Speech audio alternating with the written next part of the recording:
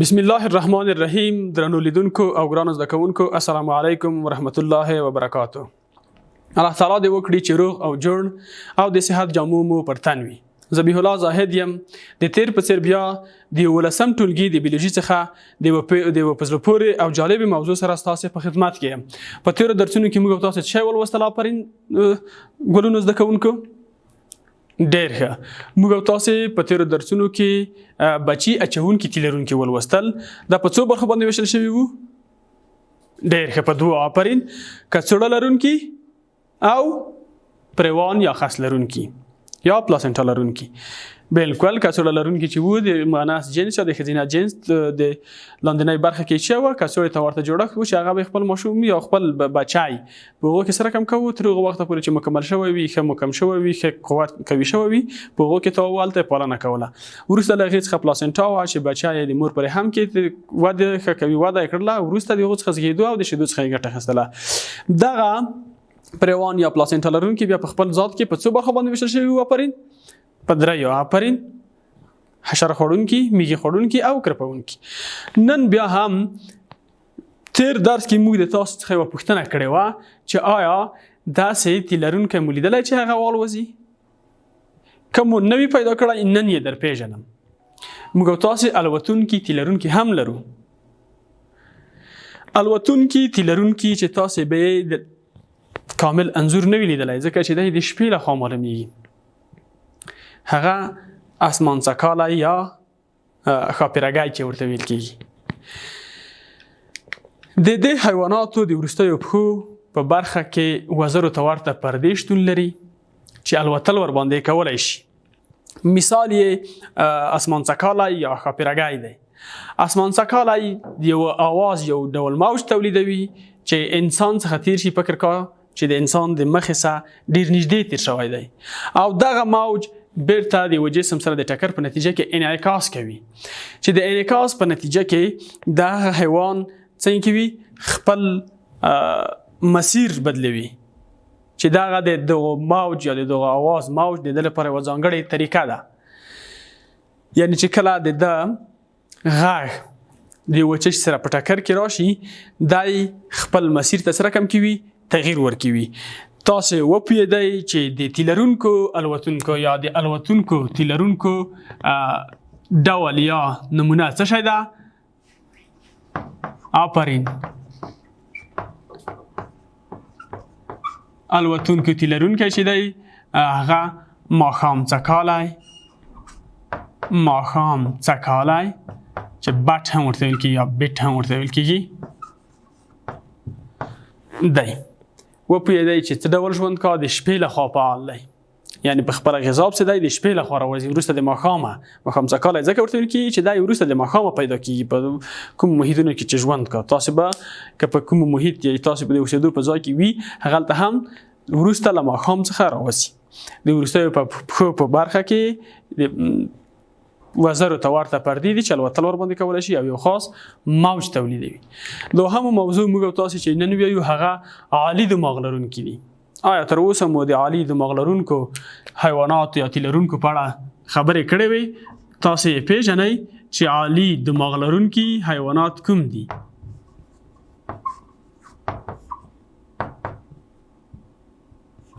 عالي دماغ لرونکي تیلرونکي حیوانات د دې حیواناتو مغز ډیره وده کړې، مغز یې ډیر انکشاف پیدا کړی دی چې بیلګې موږ او تاسې په سکرین کې په انځوریز شکل باندې ګورو چې د عالي دماغ لرونکو حیواناتو بیلګې څه دي.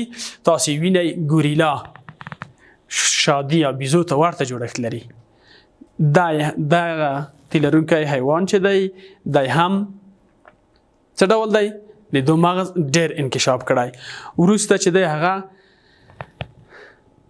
شامپانزی ده، بیزو، شادي تاسې ورته وایئ. هغه د دغې حیواناتو مغز هم سره کم ته دی ډیره وده کړې چې موږ او تاسې دوی ته څه وایو؟ دوی ته د عالي دماغ لرونکو حیواناتو له ډلې څخه نوموو. ورپسې موږ او تاسې بله موضوع چې ده هغه غوښه خوړونکي حیوانات دي. په تیر درس کې موږ او تاسې تیل لرونکي حیوانات د غذا د لاسته راوړلو له مخې په دریو برخو باندې ویشلي وو. نن یې موږ او تاسې څه وایو؟ هغه غوښه خوړونکي تي لرونکي یا کارنیورس ورته وایي هغه وایي غوښه خوړونکي تي لرونکي یا کارنیورس.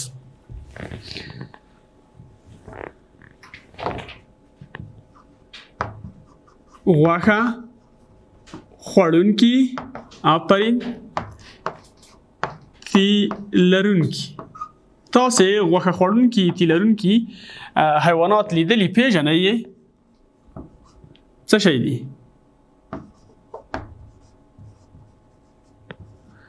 کارنیورس.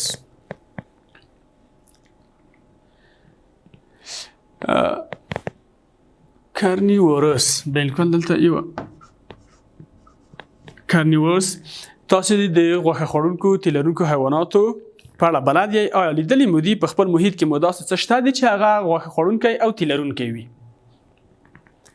نه پیژنئ؟ دا حیوانات غوښه خوري. څیرونکي غاښونه یا نیشونه یې چې کنین ورته ویل کېږي یا کنین ورته ویل کېږي دا څه رقم ته دي؟ دا ډېر تیره دي،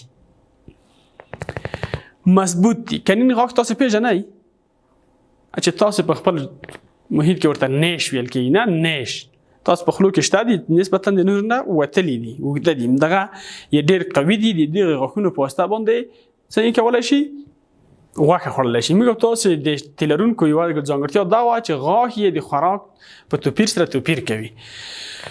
نو نیشونه یې قوي او تیره دي او همدارنګه پنجې یا پښې چې دا ډېرې مضبوطې او کلکې دي او قوي دي چې ښکار په اسانۍ سره ونیسي هغه سره کم کولی شي په نیولو کې د دغو قوي پنجو څخه ګټه اخلي. بېلګې موږ تاسې تر اوسه یې پیژنئ خو په دو نه پوهېږئ چې دا یې د غوښې خوړونکو حیواناتو له ډلې څخه دی. هغه لومړی موږ تاسې چې ګورو دلته یې په انځوریز شکل د دو بېلګې وینئ چې کوم حیوانات د غوښه خوړونکو تي لرونکو له ډلې څخه دي. تاسې یې وینئ عملا د غوښې په خوراک اخته دي. یو یې زمری دی چې لاین، بل یې ټایګر یا پړانګ دی. دواړه ښه قوي وحشي حیوانات دي او غوښه خوړونکي دي. همدارنګه د دې ترڅنګ نور هم داسې حیوانات شته چې هغه غوښه خوري. وګورئ شغال او ګیدړه دوی هم د غوښه خوړونکو تي لرونکو له ډلې څخه دي. او وروستی چې موږ تاسې پیژنو دا یې یا د څه شی دي؟ لیوه یا ولف. لیوه دی چې دی یا د لیوه هم د غوښه خوړونکو حیواناتو له ډلې څخه دی. دی هم څه خوري؟ غوښه خوري. یو څیرونکی حیوان دی. کنین یا د نیشونه چې دي دا قوي دي. درېیمه موضوع سم لرونکي. سم څه شي ته وایي؟ آفرین سم نوکانو ته وایي. سم لرونکي تي لرونکي یا حافظ یا حافظ چې ورته وایي د دې حیواناتو پښې سم لري.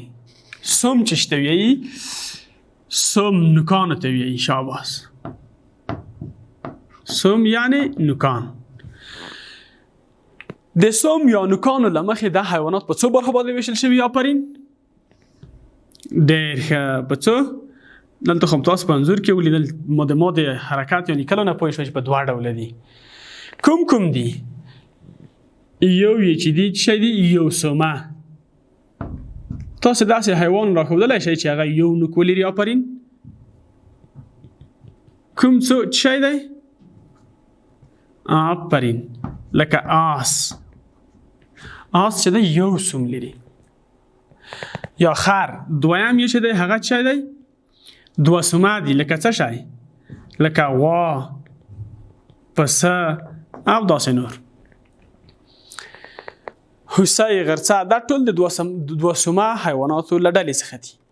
دا ټول شی خوري؟ واښه خوري. شی خوري؟ واښه خوري. که یو سومه دي که دوه سومه واښه خوړونکي دي. واښه خوړونکي یا هربیوور دي. کله چې واښه وخوري په معده کې ټولوي د وخت د خوړلو په وخت کې پیدا کولو په وخت کې په معده کې ټولوي. کله چې آرام پیدا کا د دوهم ځل لپاره بیرته د معدې څخه مرۍ ته هغلته بیا ژوي بیرته چیرته لګي؟ بیرته یې د میده کولو وروسته بیرته مرۍ ته لیږي. موږ تاسې راځو د دو بیلګې هم په انځوري شکل باندې سره کوم کې وګورو. بیلګې تاسې وینئ زرافه ده، ډېره لوړه غاړه لري نه، په ځینو ځایونو کې به مو لیدلې وي په عکسونو کې. او بل شی دی ګوړاخر چې تاسو ورته وایئ، یا زبرا چې تاسو ورته وایئ، یا وحشي خر بعضې کسان ورته وایي، یو هغه دی هم د وښو خوړونکو له ډلې څخه دي.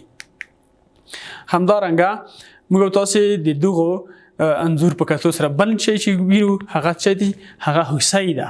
هوسۍ هم د دوسمه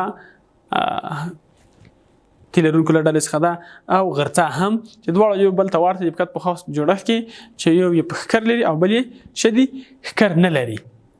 دا چې دا د موږ تاسې تیلرونکي د سوم په واسطه باندې چې وویشل یا د نوکانو د لرلو مخې په دوو برخو وو، یو سومه او دوه سومه چې دواړه یې له څه شي له ډلې څخه وو، د غوښه خوړونکو له ډلې څخه وو.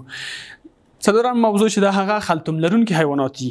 آیا تاسې خلتوم لرونکی حیوان پیژنئ چې خلتوم ولري؟ خلتوم څه شته وایي؟ آفرین، بالکل آفرین. دا حیوانات چې دي په مخکینۍ برخه کې غټ خلتوم یو غټه کڅوړه وي، لیدلې وي اوږده، او چیرته اوسیږي؟ په ځنګلونو کې اوسیږي. شاباس، په ځنګل کې اوسي او په مخکینۍ برخه کې څه وي؟ په مخکینۍ برخه کې غټ خلتوم وي.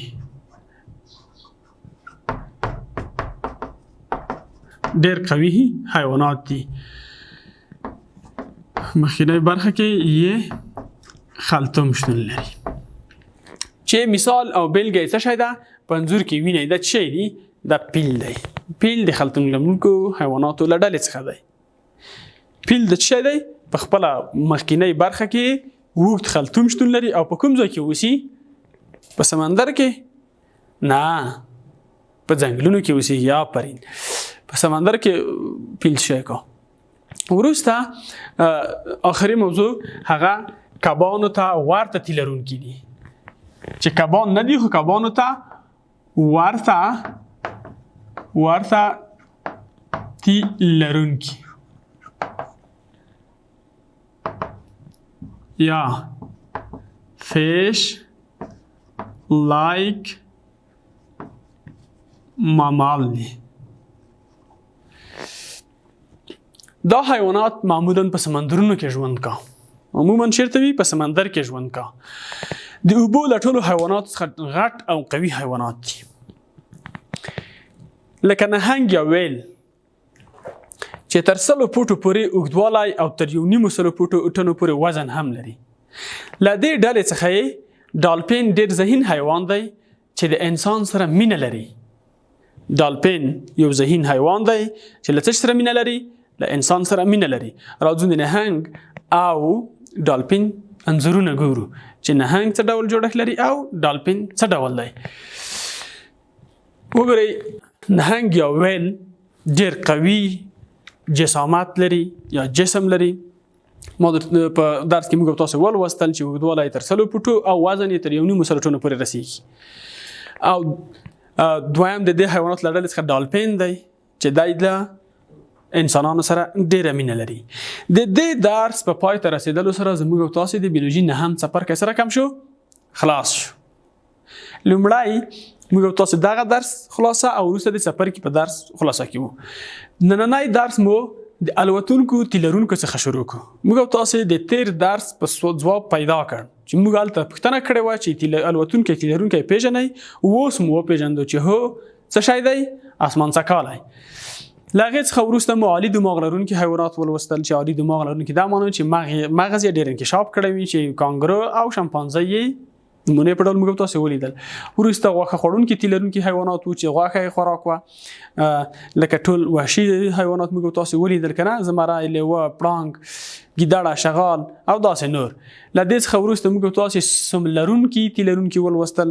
سم لرونکي تی لرونکي چې وو هغه هم د نوک سم چې د نوک ته وي د نوک د لرلو له مخې په دوه ډوله باندې وو، یو سمه دوه سمه. یو سمه یې لکه آس، دوه سمه یې لکه غوا، پسه، غرڅه، هوسۍ او داسې نور. دی ټول چې وو دا غوښه خوړونکي وو. له هغې څخه وروسته موږ تاسې خلتوم لرونکي حیوانات ولوستل یا خلتوم لرونکي تی لرونکي مو ولوستل چې هغه څنګه وو. په مخکینۍ برخه کې اوږد خلتوم شتون لري او مثال یې شو پیلو او په ځنګل کې اوسېدو. وروسته مو کبانو ته ورته تی لرونکي ولوستل چې نهنګ او چې وو ډالفین وو. په نهم څپرکي کې موږ او تاسې نهم څپرکی د شمزۍ لرونکو حیواناتو باندې شروع کړ. شمزۍ لرونکي حیوانات هغه حیوانات دي چې ملا تیر ولري یا د ملا کړۍ ولري. دغه مو په لومړي سر کې په څو ټولګیو باندې وویشلو. آفرین، ډېر ښه. په 5 ټولګیو باندې مو وویشو. آفرین. ذوحیاتین وو، کبان وو، څخیدونکي وو، تی لرونکي او الوتونکي. ذوحیاتین چې وایي عربي کلمه وه چې ذو په معنا د دوو او حیاتین خاوند، یعنی د دوو حیاتین د ژوند، زو د خاوند او حیاتین د ژوندو، یعنی د دوه ژونده لري. همدارنګه دوی ته امفیبایوس هم ویل کېدل. امفیبایوس د دوه ژوندو په معنا ده چې د وچې او اوبو په معنا، یعنی دی هم په اوبو او دغه حیوانات هم په وچه کې ژوند کولی شي. له هغې څخه وروسته موږ تاسې څه ولوستل؟ کبان یا ماهیان مو ولوستل. ماهیان چې وو هغه ته په لاتیني کې څه وي؟ اکدایس ورته وي. آفرین. هغه علم چې کبان تر څنډې لاندې نیسي څه په نامه یادېږي؟ اکدالوجي په نامه یادېږي. معمولا په سمندرونو کې په خوږو، نیمه خوږو، تروو اوبو کې د یخو او سړو سیمو په اوبو کې ژوند کوي. له هغې څخه وروسته موږ تاسې څکیدونکي ولوستل یا ریپټایل چې هغه کلمه یعنی ریپټایل څه شته وي؟ څخیدونکو ته. دوی ته ولې څخیدونکي وي؟ ځکه چې د حرکت په وخت کې د ګېډې د سطحې په واسطه باندې یا د خېټې د سطحې په واسطه باندې حرکت کا. هغه علم چې څخیدونکي تر څنډې لاندې نیسي د هرپتالوژي په نامه سره یادېدو. له هغې څخه موږ تاسې وروسته څه ولوستل؟ آفرین. ډېر ښه. الوتونکي مو ولوستل. الوتونکي او ویس کلمه چې دا یوه لاتیني کلمه ده د الوتونکو په نامه په معنا ده. د هغې څخه وروسته موږ تاسې تی لرونکي ولوستل. بیا تی لرونکي موږ تاسې په خپل ذات کې د غذا د لاسته راوړلو له مخې او د بچي اچولو له مخې په ګروپونو باندې ډلبندي کړل چې د غذا د لاسته راوړلو له مخې مې په څو برخو وویشل؟ په 3 او د بچي اچولو له مخې په 2 برخو وو. د غذا لاسته راوړلو له مخې په 3 لکه غوښه خوړونکي، هر شی خوړونکي، د بچیو له اچولو هګۍ اچونکي او چې اچونکي بچي اچونکي. چې دا ټول موږ تاسې نن په خپل درس باندې پای ته ورسوو. راځو د درس وروستۍ برخې ته چې د وروستۍ برخه کې مو هم بیا هم څه چمتو کړي دي؟ پوښتنې. اوله پوښتنه وي کوم تی لرونکي الوتلی شي؟ یعنی د الوتونکي له ډلې څخه کوم یو الوتلی شي؟ په دې لاندې 4 ځوابو کې یو تاسو په نښه کوئ. اول ډالفین، دویم غرڅه، دریم اسمانڅکالی او څلورم هم نهنګ. دویمه پوښتنه په لاندې حیواناتو کې غوښه خوړونکی حیوان په نښه کوئ. اول پیل، دویم سورلنډی، دریم ګوړاخر، څلورم هوسۍ. دا و د موږ تاسې د نن ورځې درس. تر بیا مو چې زه په خدمت کې حاضرېږم، په لوی او متعال رب مو سپارم. الله تعالی مو مل او ملګری شه.